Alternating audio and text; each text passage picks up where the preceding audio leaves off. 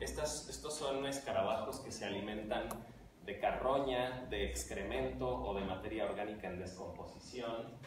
Algunos son especialistas en algunos de estos recursos, otros son generalistas y pueden comer cualquiera de ellos. En el mundo existen 6.000 especies aproximadamente de estos escarabajos y alrededor del 5% de ellas, o sea, unas 200 y tantas, las encontramos en México. Los escarabajos del estiércol se han agrupado en 3 grupos funcionales de acuerdo a la conducta que toman al llegar al estiércol, ¿no? El primer grupo funcional del que se habla son los escarabajos endocópridos, que cuando llegan al estiércol llegan a esta masa, cavan un poco adentro del estiércol y ahí adentro hacen sus nidos donde ponen sus huevos y ahí mismo se desarrollan las larvas que crecen ahí hasta llegar a adultos y entonces salen del estiércol, ¿no? Los segundos son los cavadores, que hacen túneles debajo del estiércol. Entonces ahí abajo usan un poco de tierra para envolver una masa de estiércol. Dentro de esta masa depositan un huevo y el huevo se deposita, se desarrolla en esta masa de estiércol hasta que llega a ser adulto y emerge otra vez. Los últimos son los rodadores o llamados también telecópridos, que son los que son comúnmente conocidos como rodacacas, que son los que llegan al estiércol y ruedan un pedazo de este a cierta distancia del estiércol y cavan a esta distancia y hacen su nido por ahí. Entonces son estos 3 grupos funcionales. Los escarabajos del estiércol nos importan mucho, entre otras cosas, porque tienen funciones ecológicas muy importantes, ¿no? La principal es la de enterrar estiércol. Este enterramiento de estiércol que llevan a cabo los escarabajos es muy útil tanto en las selvas o en los bosques como en los sistemas productivos, porque cuando los escarabajos entierran el estiércol es la forma en la que los nutrientes del estiércol vuelven al suelo, ¿no? Entonces el suelo recupera fertilidad cuando hay escarabajos que entierran el estiércol.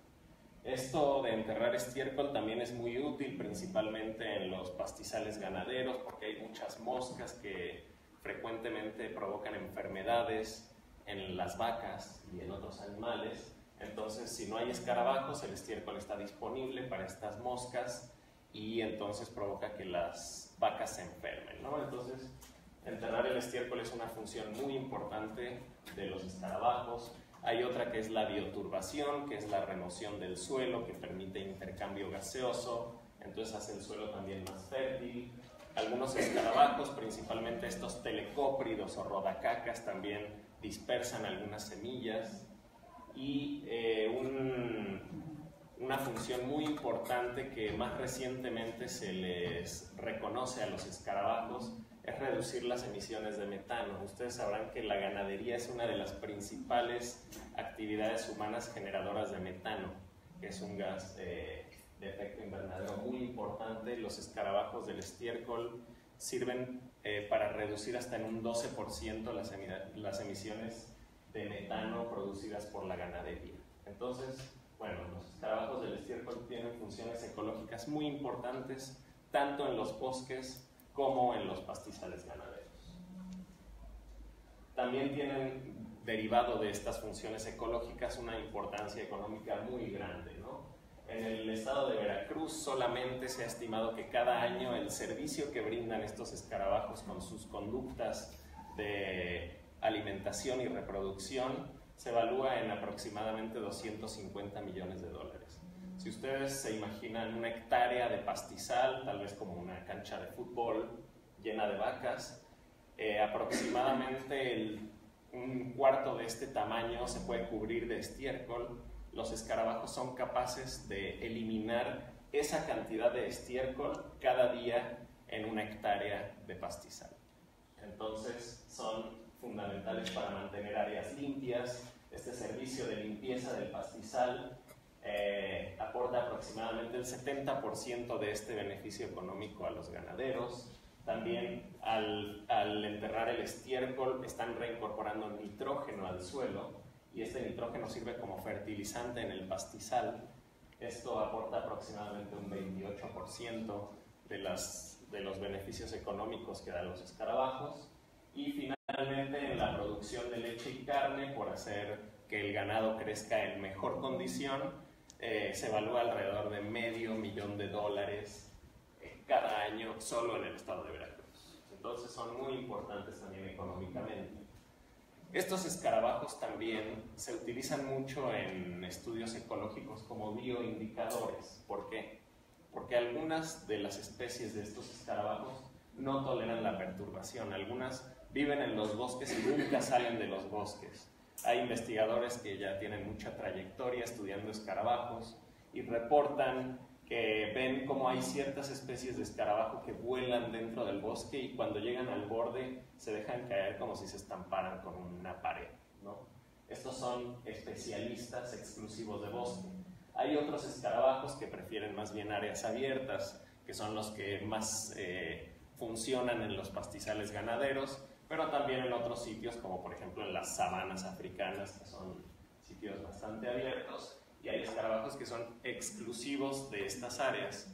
Hay otros que pueden vivir tanto en sitios conservados como en sitios perturbados, ¿no? Entonces, estas especies son las que se llaman euritópicas, que no son especialistas ni en bosques ni en pastizales.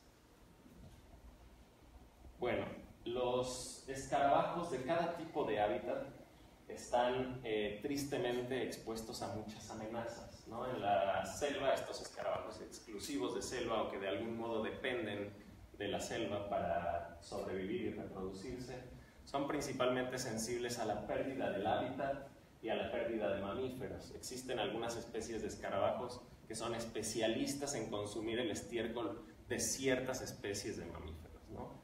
Esta pérdida de mamíferos entonces se vuelve muy importante para las especies exclusivas de selva. Por otro lado, en los potreros, las amenazas son otras, ¿no? La pérdida de bosques que sirven como refugio también es una amenaza, pero una de las que más nos interesa ahora en el contexto de esta plática es la contaminación. ¿Y cuál contaminación? Pues mucha, ¿no?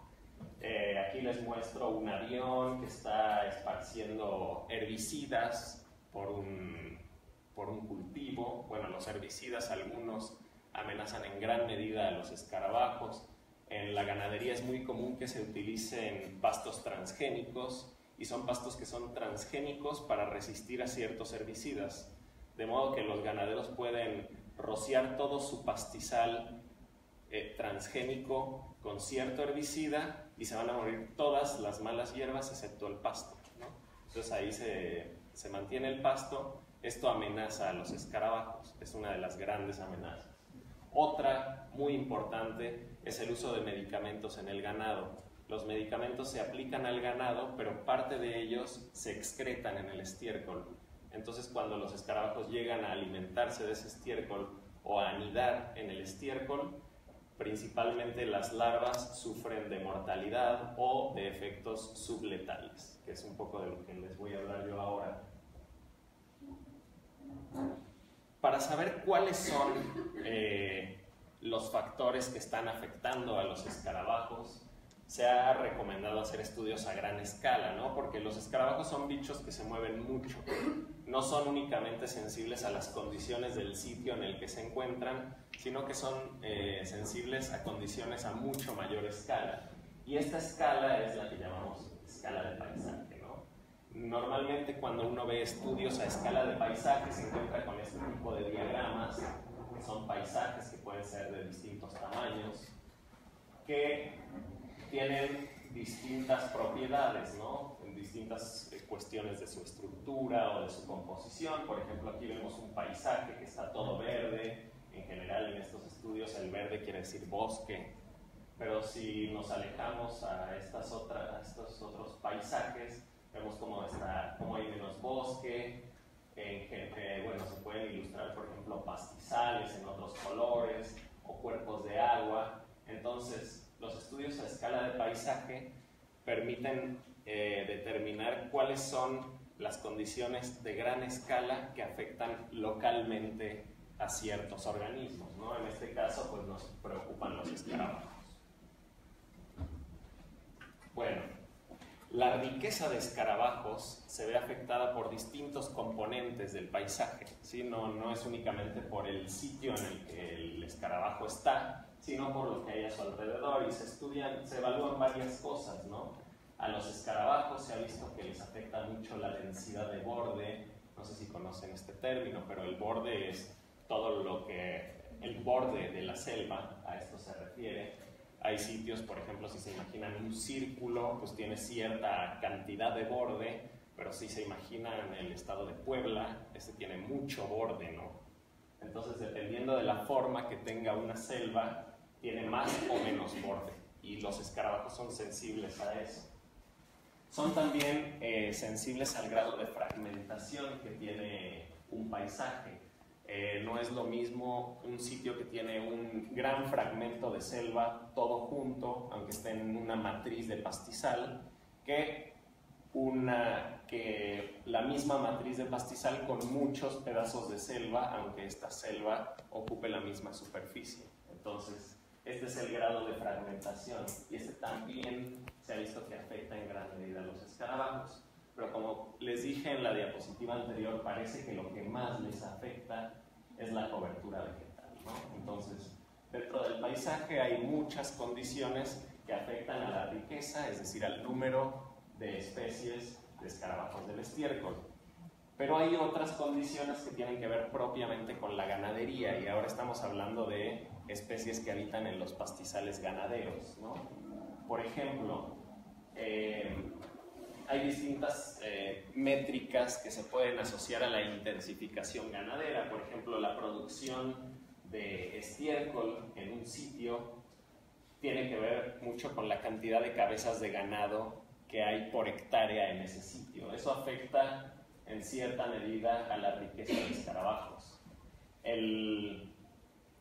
La producción de proteína, que tiene que ver con las toneladas de carne que se producen en una hectárea de pastizal ganadero, y que tiene que ver con la intensificación ganadera, también influyen en cierta medida sobre la riqueza de escarabajos. Pero aquí nos resalta que de la intensificación ganadera, lo que más afecta negativamente a la riqueza de escarabajos del estiércol es el uso de lactonas macrocíclicas. Y ahora les voy a hablar de estas, pero las lactonas macrocíclicas son unos desparasitantes que se inyectan en las vacas y que las vacas excretan en el estiércol. Entonces, muchas especies de escarabajos se comen ese estiércol y se mueren. Bueno, los mismos factores, así como afectan al número de especies de escarabajos que hay en un sitio, también afectan a la abundancia, es decir, al número de individuos de cada especie, y a la biomasa, que es el peso total o la masa total de bicho que hay en un sitio, ¿no? Y esta biomasa está muy relacionada con el servicio de enterrar estiércol que pueden dar los escarabajos. Imagínense, por ejemplo, 1 kilo de escarabajos puede enterrar la mitad de estiércol que 2 kilos de escarabajo, ¿no? Como ven en estas gráficas, otra vez las lactonas macrocíclicas contribuyen en gran medida a reducir la abundancia y a reducir la biomasa de escarabajos, ¿no? Y pasan a ser aparentemente la principal amenaza para los escarabajos del estiércol en los pastizales ganaderos, ¿sí? Más allá de otros medicamentos que pueden ser algunos antibióticos o de herbicidas que también en algunos casos se ha visto que son dañinos, o de fertilizantes para el suelo, o de algunos insecticidas, pues resulta que estos desparasitantes son lo que peor les hace a los escarabajos. Y dentro de estas lactonas macrocíclicas hay una que es la que más se utiliza en los pastizales ganaderos de México, pero también en Estados Unidos y en Inglaterra es de las más comunes, que se llama ivermectina. La ivermectina es un desparasitante que viene en distintas presentaciones, se usa a veces inyectado, a veces se usan polvos de ivermectina que se ponen encima de las vacas, o se usan baños de ivermectina, y se utilizan porque es muy buena, es un desparasitante muy bueno, que fue creado originalmente para controlar nemátodos, pero los ganaderos se dieron cuenta de que incrementando un poco las dosis de ivermectina que usan en sus animales también sirve para controlar piojos y si le ponen un poco más también controlan garrapatas. Entonces, la ivermectina lo que hace es que altera el sistema nervioso, reduce el tono muscular también de los parásitos, provoca parálisis, entonces impide que los parásitos se alimenten y que completen su ciclo de vida, ¿sí? Entonces, este es el mecanismo de acción de las ivermectinas. Se llaman lactonas macrocíclicas porque como parte de su estructura química tienen estos dobles enlaces con oxígeno que lo hacen lactona, y estos grandes anillos la hacen macrocíclica.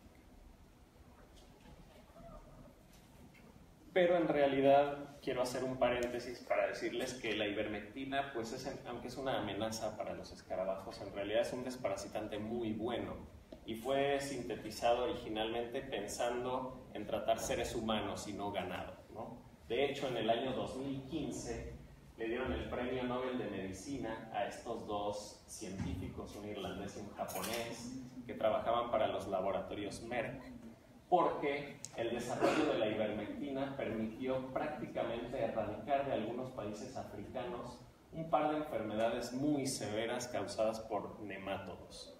Una que es la elefantiasis y la otra que es la oncocercosis, que es transmitida por una mosca que se llama la mosca negra, y que hace unos años llegó a ser la segunda causa más importante de ceguera en el mundo.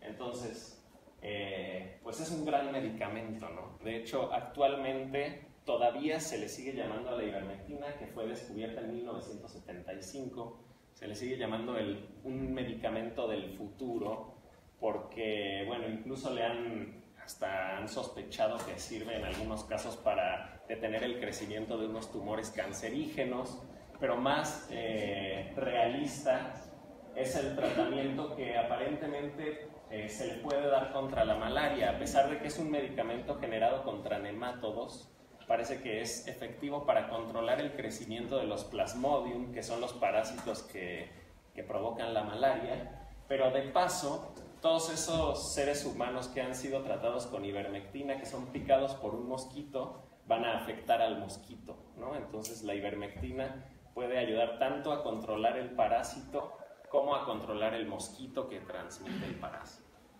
¿Sí? Entonces, bueno, pues es una droga muy buena, pero vemos que en los escarabajos es muy mala. Bueno, entonces cuando la ivermectina se aplica al ganado, en cualquiera de sus presentaciones, ya sea inyectada o sea tópica, es decir, por encima, esta es absorbida por el animal y es excretada en el estiércol. Entonces, cuando tratan a una vaca con ivermectina, durante mucho tiempo la vaca está excretando la ivermectina. Fíjense, este es un estudio que hicieron para ver cuánta ivermectina queda en el estiércol de unas vacas que fueron tratadas después de varios días. Si se fijan, aún después de casi 2 meses, el estiércol sigue conteniendo algo de ivermectina. Y durante todo este tiempo, el estiércol puede ser tóxico para los insectos que se acerquen a alimentarse de esto.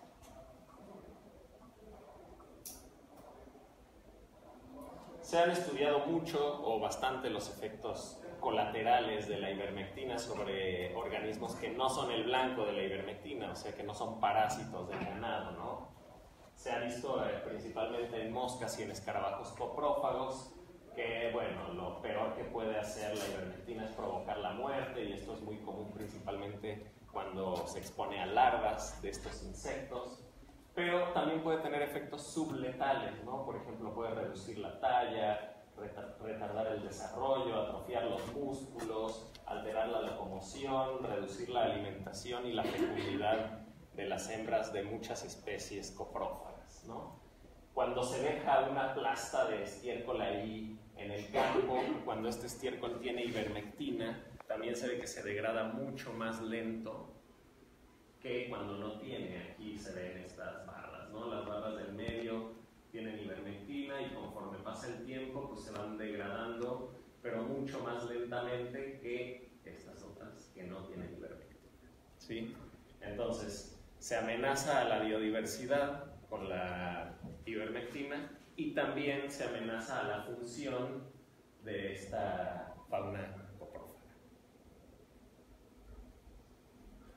Pero bueno, ahora voy a entrar un poco a hablar sobre el sujeto de estudio, que es el que yo más trabajo, principalmente en el laboratorio, pero algunas cosas también en condiciones naturales, que es un escarabajo que se llama Euonychicellus intermedius. Esta es una de las especies más abundantes en los pastizales de México, a pesar de que es una especie africana.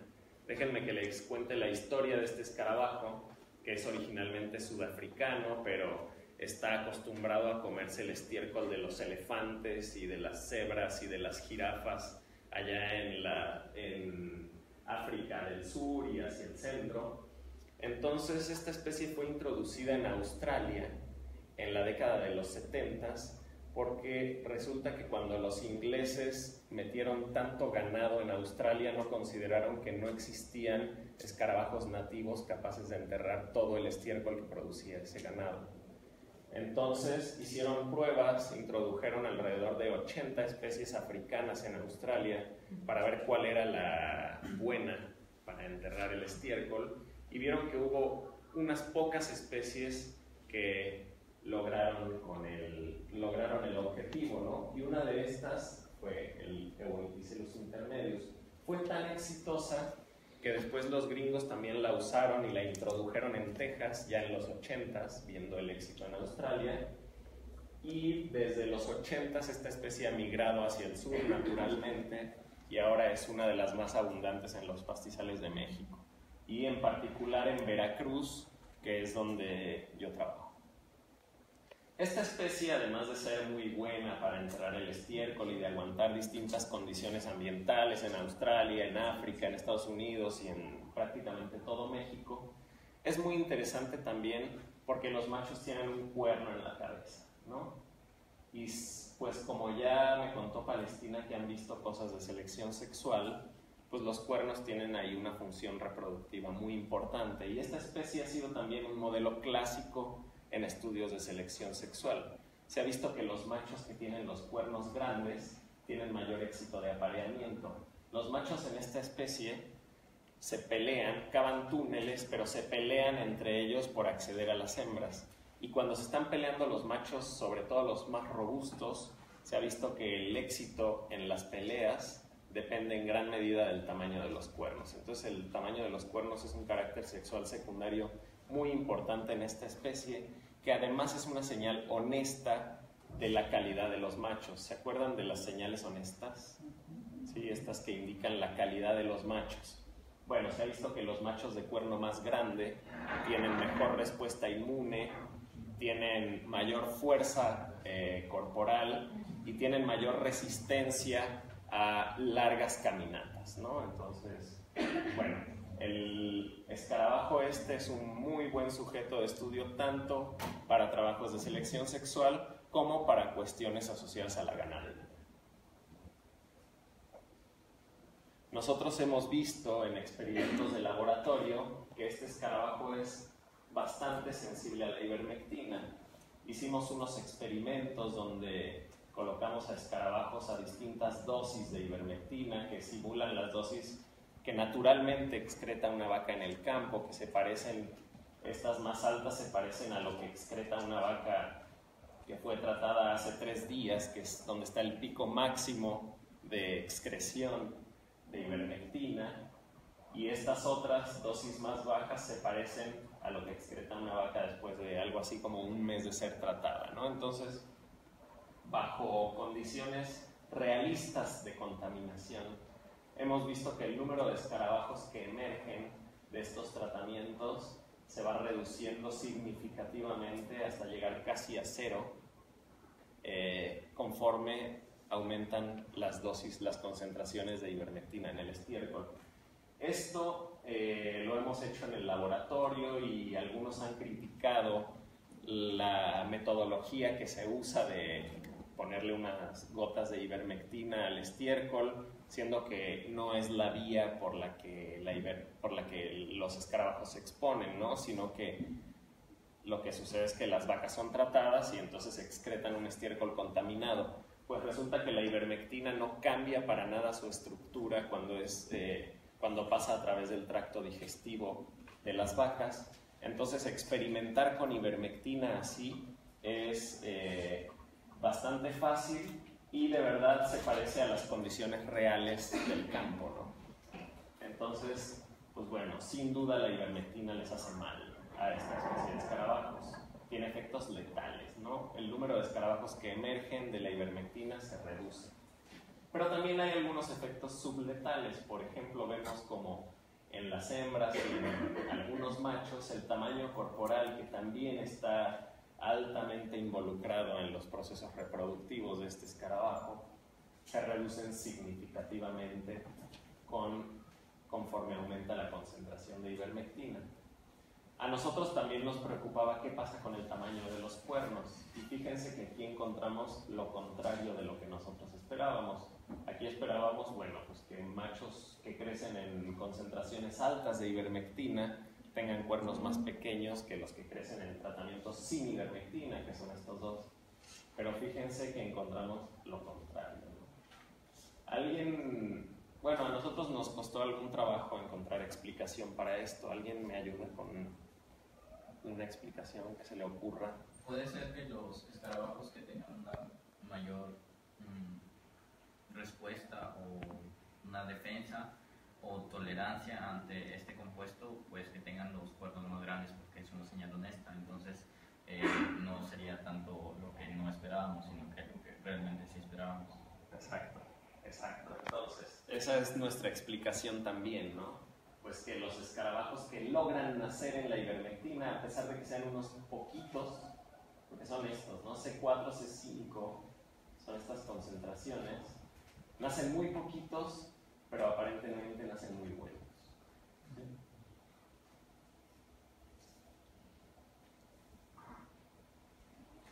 Oye, una pregunta, ¿se vale? Se vale. De la gráfica anterior de la que critica lo que dice la ivermectina directo, ¿son para escarabajos adultos o son larvas? Bueno, como hacemos nosotros los experimentos es que ponemos una pareja de escarabajos. En general, cuando iniciamos una cría de escarabajos, los criamos primero, una primera generación en estiércol libre de ivermectina. Y después a cada pareja la ponemos a reproducirse en estiércol contaminado o no.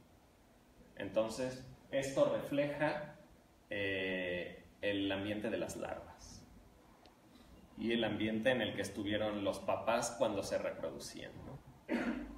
Y esto es comparado con el control, seguramente el control tiene una curva más plana, ¿no?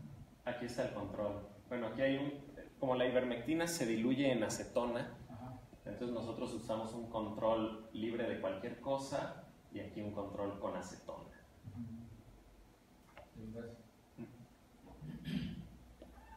Pero bueno, viendo algo que más o menos ya se sabía, que la ivermectina hace mal, lo que nosotros nos preguntamos después es ¿qué pasa conforme pasan las generaciones, ¿no? Es decir, si unos papás que fueron expuestos a ivermectina tienen hijos con alguna deficiencia. Pues para esto usamos la base teórica de un tema que se llaman efectos parentales. Y este tema tiene que ver con que el ambiente de los padres tiene efectos sobre la descendencia. Y entonces, según varios estudios, resulta que el fenotipo de un individuo no depende únicamente de sus genes y del ambiente en el que crece, sino que también depende del ambiente en el que crecieron sus papás.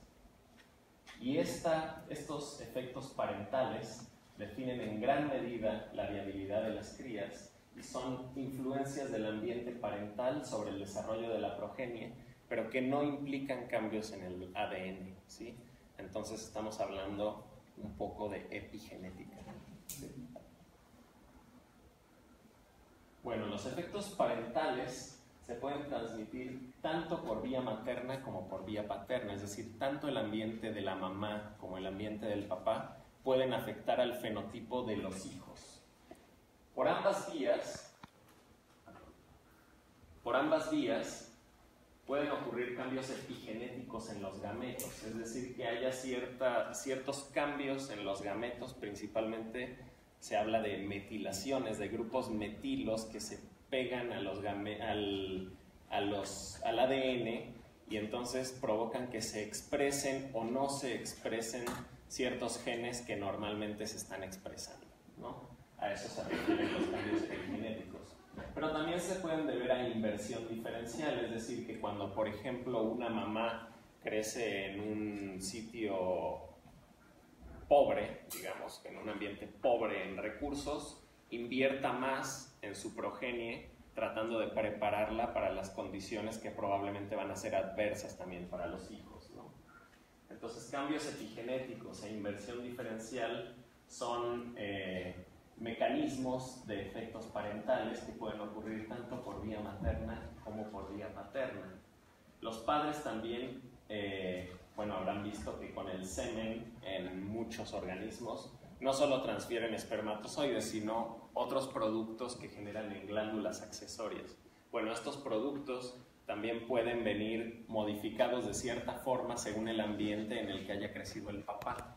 Y esto puede provocar que en la hembra cambie el contenido de los huevos, ¿no? Entonces, bueno, los efectos parentales son importantes para definir el fenotipo de los individuos y pueden ser transferidos tanto por vía materna como por vía paterna. Y existen bastantes ejemplos de esto, en particular en insectos. Se ha visto, por ejemplo, en Drosophila, que hembras y machos que son alimentados con dietas pobres en nutrientes tienen hijos más grandes. Tanto las mamás alimentadas con pocos nutrientes como los papás generan hijos de mayor tamaño, y esto aparentemente pues va a brindar algún beneficio a los hijos que crezcan muy probablemente en las mismas condiciones pobres que crecieron sus papás.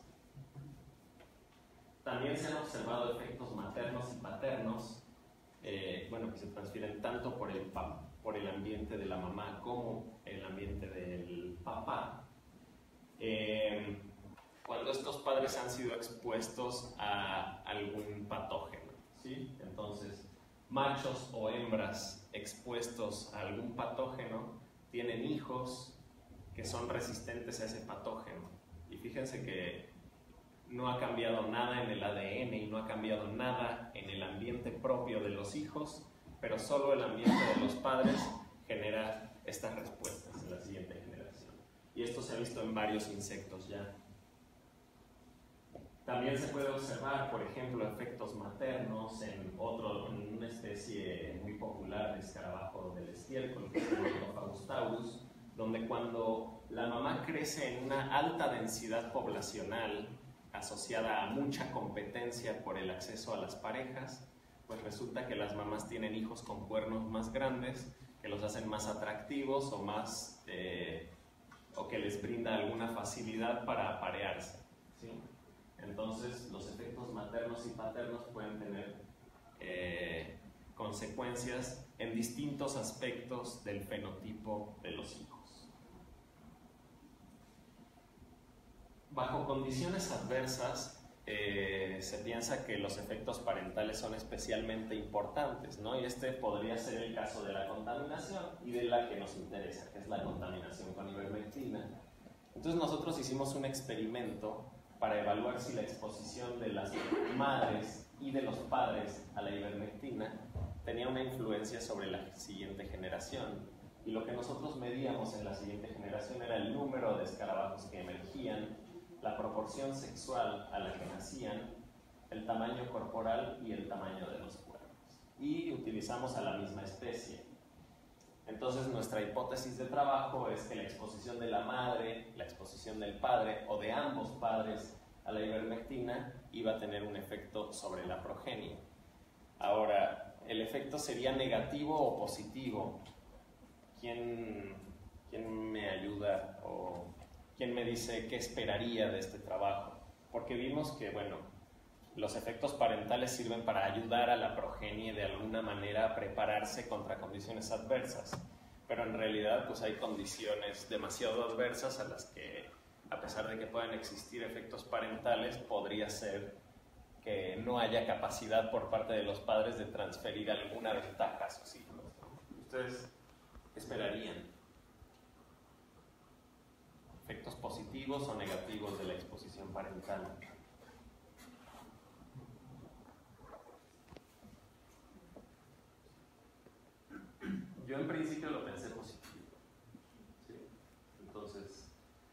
lección en este trabajo originalmente era que cuando los padres o las madres, o incluso más, cuando ambos padres estuvieran expuestos a ivermectina, iban a dar una mayor ventaja a sus hijos, pero vamos a ver lo que pasó. El diseño experimental es algo complicado. Bueno, se ve simple, ¿no? Al principio pues hay que criar escarabajos. Primero colectamos escarabajos en el campo, que no sabemos esos escarabajos dónde han estado, ¿no? Esos escarabajos pueden haber comido en un rancho contaminado y luego se movieron al de al lado que no está contaminado. Entonces lo primero que hacemos nosotros es criar escarabajos libres de ivermectina con estiércol colectado de un sitio donde no se usa ivermectina. Entonces tenemos una primera generación del laboratorio que es con la que empezamos a trabajar, ¿no? Lo que hacemos es entonces exponer a algunas parejas a la ivermectina y algunas a un tratamiento control sin ivermectina. Es difícil también decidir qué dosis vamos a usar de ivermectina, ¿no? Porque bueno, pues si le damos una dosis demasiado fuerte, pues puede ser que se nos mueran todos, pero si les damos una dosis demasiado baja, puede ser que no les haga ningún efecto. Nosotros elegimos una dosis relativamente baja, pero que es la dosis mínima a la que se han encontrado efectos de la ivermectina, ¿no? Sobre el desarrollo de los ovarios y sobre la maduración sexual de las hembras principalmente. Esta dosis, en las gráficas que yo les mostré anteriormente, era de las primeras, que ni siquiera generaba efectos sobre el número de escarabajos emergidos, pero bueno, pues es una dosis considerable y realista en el campo también. Entonces lo que hicimos fue aparear escarabajos. Entonces generamos 4 tratamientos, ¿no? Unos donde el papá fue expuesto a la ivermectina y la mamá no. El papá no expuesto y la mamá sí. El papá expuesto y la mamá no. Un control donde ninguno de los papás fue expuesto. Y otro tratamiento donde ambos miembros de la pareja fueron expuestos a la ivermectina. Entonces esperamos la emergencia de una nueva generación y evaluamos el número de hijos, la proporción de sexos, el tamaño corporal y el tamaño del cuerno. Lo que nos dificultó un poco este experimento fue que quisimos tener un control genético de los escarabajos. Entonces, si aquí agarrábamos un macho expuesto a ivermectina y lo asignábamos a este tratamiento, pues también agarrábamos a una hermana de ese mismo escarabajo y lo asignábamos al mismo tratamiento. Y eso con tantas parejas se vuelve algo un poco caótico. Pero al final se lograron generar bastantes parejas y tenemos un buen control genético. Hicimos un experimento de estos que se llaman de medios hermanos.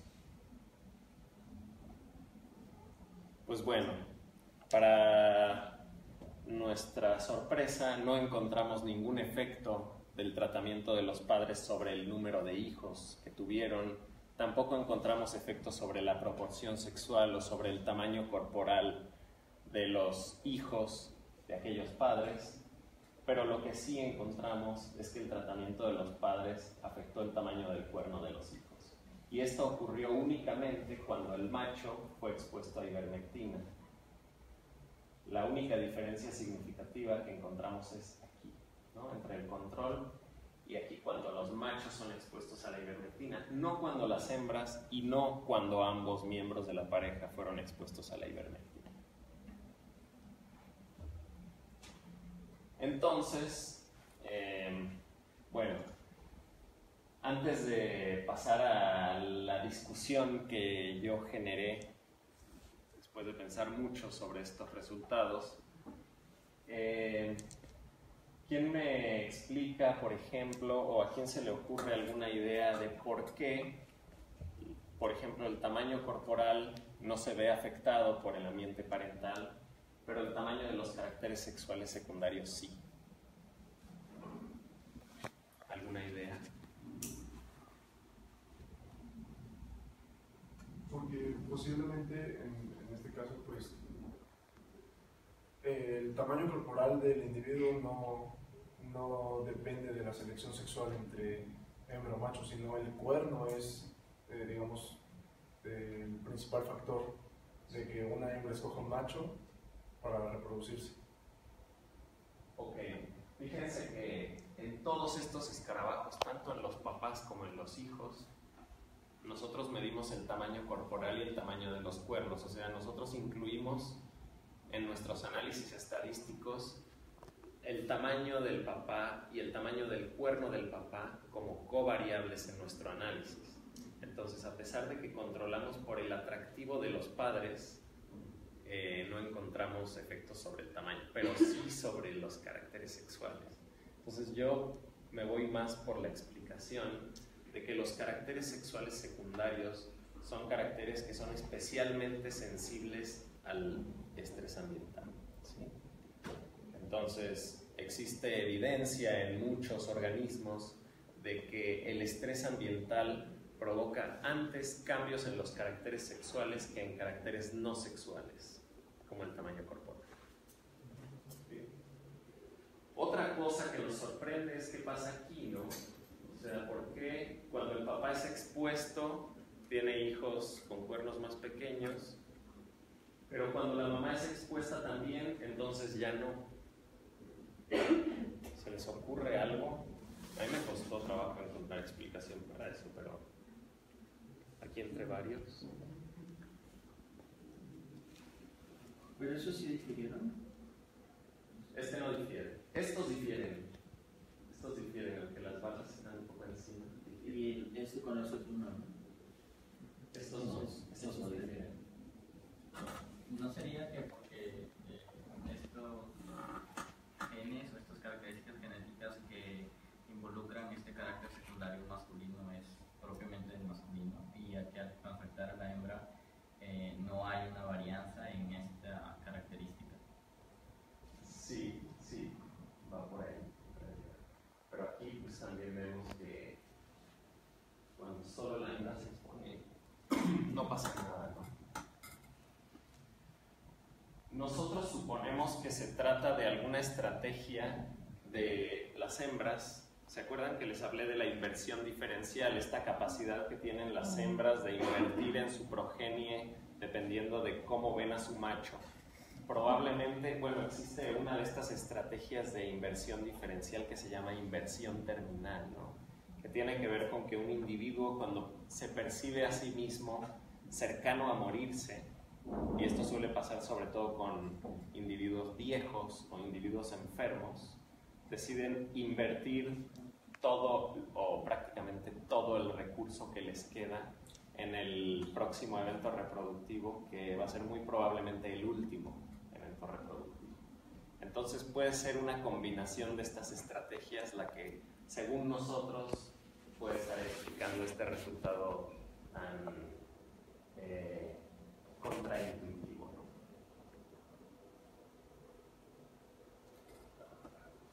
Entonces, bueno, parece que los efectos negativos de la ivermectina trascienden a las generaciones, no tan fuertemente como la exposición directa, pero sí se transfieren, ¿no? No conocemos entonces los mecanismos, pero bueno, hay una gran variedad de mecanismos fisiológicos, por ejemplo, mecanismos de asignación de recursos que podrían explicar esto.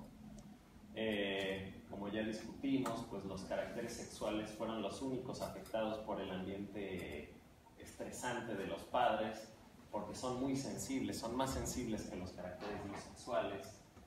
Estos efectos transgeneracionales en nuestros escarabajos pueden estar impactando en procesos de selección sexual y por lo tanto en la trayectoria evolutiva de las poblaciones naturales.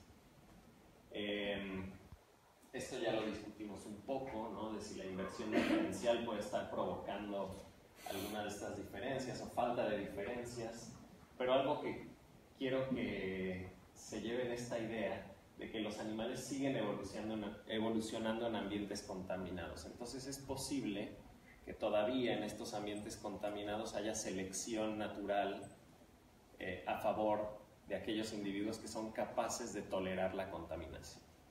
¿Sí? Entonces, bueno, teniendo un panorama tan negativo donde la ivermectina es tan mala y tan utilizada en los potreros, en la mayoría de los potreros de México y otras regiones del mundo, pues algunas alternativas son otros desparasitantes. Actualmente hay universidades en México donde estudian el efecto de los desparasitantes naturales sobre los escarabajos. No hay que confundir natural con bueno, ¿no? Puede ser de una plantita que igual se la come la vaca y la excreta en el estiércol y el escarabajo igual se muera, ¿no? Pero falta hacer pruebas sobre esto. Y pareciera que la solución más sustentable son lo que se llaman sistemas silvopastoriles, que son estos sistemas de ganadería donde no únicamente se tiene pasto y vacas, sino que se tienen cultivos mixtos, tal vez con algunas especies de árboles u otros animales, que naturalmente ayudan a controlar el parasitismo y reducen la necesidad de utilizar medicamentos. Bueno, hasta aquí mi charla. No sé si hay algún minuto para preguntas. Sí, claro, vamos a aprovechar, sí.